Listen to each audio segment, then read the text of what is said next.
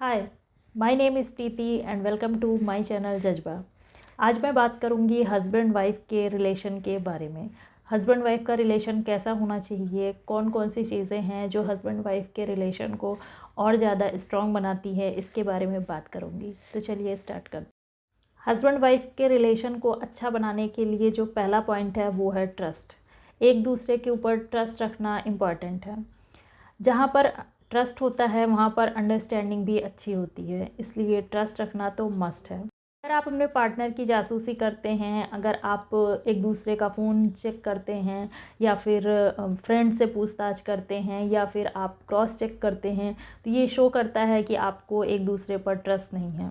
तो ऐसी हरकतें मत करिए। इस टाइप की हरकत जो है ये बहुत ही चीप हरकत है और इससे आपका रिलेशन जो है वो भी वीक हो जाता है। तो अपने रिलेशन पर ट्रस्ट रखिए। जो चीज़ आपकी है वो आपकी ही रहेगी, उसे आपसे कोई नहीं लेगा। अगर वो चीज़ आपसे दूर हो गई तो फिर समझ लीजिए वो चीज़ आपकी कभी थी ही नहीं।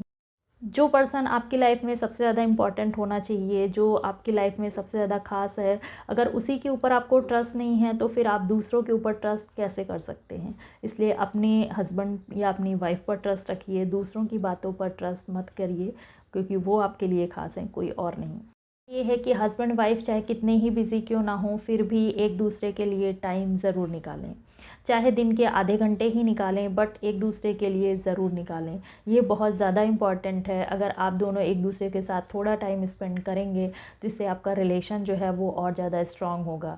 आप दिन भर की एक्टिविटी के बारे में बात करें, आप अपनी चीज़ों के बारे में बात करें, आप एक दूसरे के बारे में बात करें, ये आपके रिलेशन को स्ट्रॉन्ग बनाने में बहुत हेल्प करता है। हस्बैंड वाइफ को एक दूसरे को इतना स्पेस तो ज़रूर देना चाहिए कि वो दोनों एक दूसरे के अलावा अपने फ्रेंड सर्कल के साथ उठ बैठ सकें, उनके साथ वो एंजॉय कर सकें, थोड़ा सा वो पार्टी कर सकें या कहीं घूमने जा सकें। अगर इतना हम स्पेस देते हैं तो इससे भी हस्बैंड वाइफ का जो रिलेशन है वो स्ट्रांग होता है।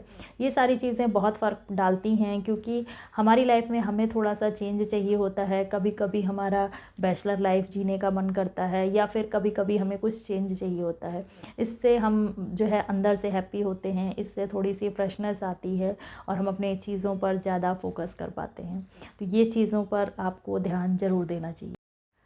रिस्पेक्ट देना ज़रूरी है, एक दूसरे को रिस्पेक्ट ज़रूर दीजिए।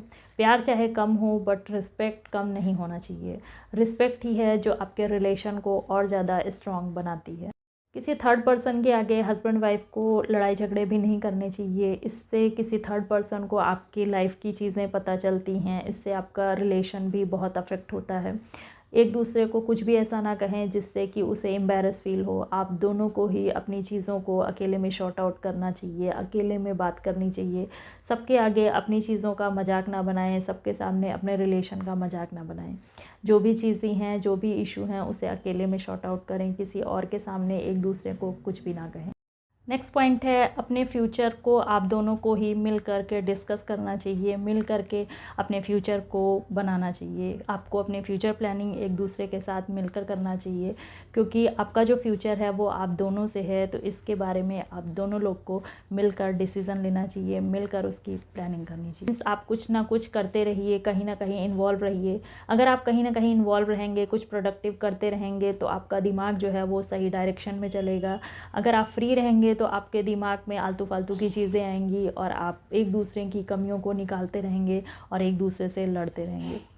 आपकी प्रायोरिटी आप खुद हो, आपके पार्टनर हैं या आपके बच्चे हैं, आपकी फैमिली है, तो उन्हें आप इम्पोर्टेंस दीजिए। बाकी चीज़ें बाद में रखिए। बाकी चीज़ें आपके लिए उतनी इम्पॉर्टेंट नहीं है जितनी इम्पॉर्टेंट आपकी फैमिली या आपके पार्टनर हैं।